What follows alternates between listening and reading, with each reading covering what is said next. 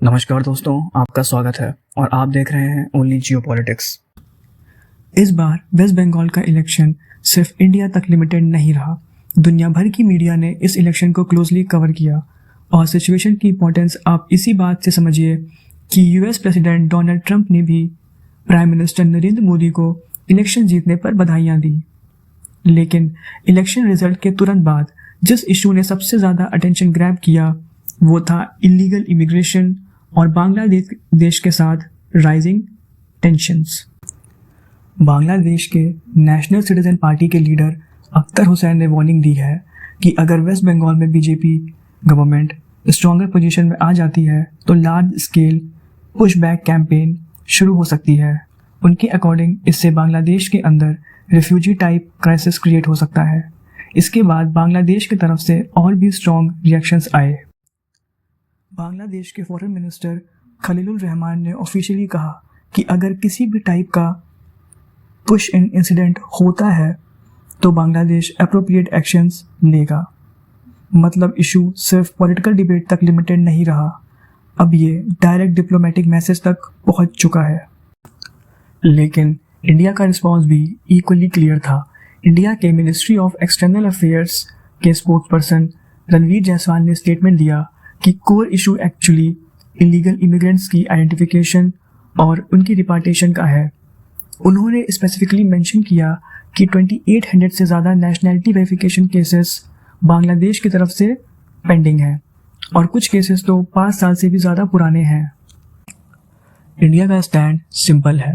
अगर कोई individual illegally India में प्रेजेंट है और उसकी नेशनैलिटी वेरीफाई हो जाती है तो रिपार्टेशन एक लीगल प्रोसेस है, पॉलिटिकल पनिशमेंट नहीं। और शायद इसी वजह से बॉर्डर स्टेट्स का पॉलिटिकल लैंडस्केप अब सडनली इम्पॉर्टेंट हो गया है।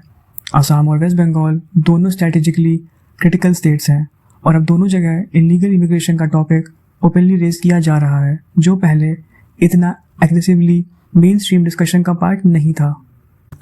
लेकिन यहाँ एक अनकंफर्टेबल रियलिटी भी है।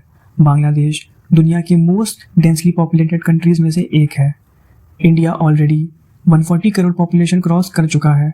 दोनों कंट्रीज रिसोर्स प्रेशर फेस कर रही हैं, जॉब लिमिटेड है, अर्बन इंफ्रास्ट्रक्चर ऑलरेडी ओवरलोडेड है, हेल्थ केयर और हाउसिंग सिस्टम पर प्रेशर कंटिन्यूसली बढ़ रहा है।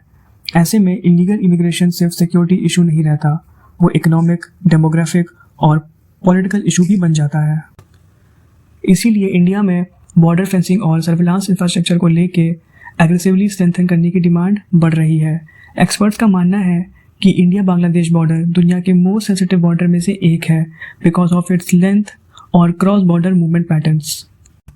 लेकिन अब सबसे प्रैक्टिकल क्वेश्चन ये है, अगर एस्टिमेट्स के अकॉर्डिंग करोड़ों में इलीगल इमिग्रेंट्स इंडिया में प्रेजेंट हैं और उन्हें आइडेंटिफाई कैसे किया जाएगा, वेरिफिकेशन का प्रोसेस क्या होगा, और इवन अगर डिपोर्टेशन स्टार्ट भी होता है तो क्या बांग्लादेश उन सबको ऑफिशियली एक्सेप्ट करेगा?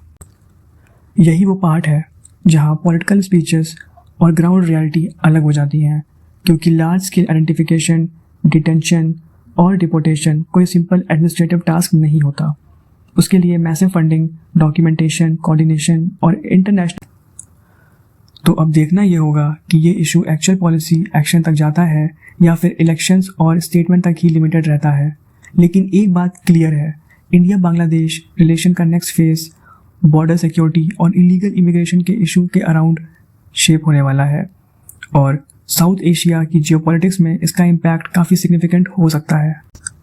आपको क्या लगता है, हमें इस इशू पर इमीडिएट स्ट्रिक्ट एक्शंस लेने चाहिए या फिर पहले डिप्लोमेसी के थ्रू बांग्लादेश से बात करनी चाहिए और डिस्कस करना चाहिए कि हम इस क्राइसिस को कैसे हैंडल कर सकते हैं?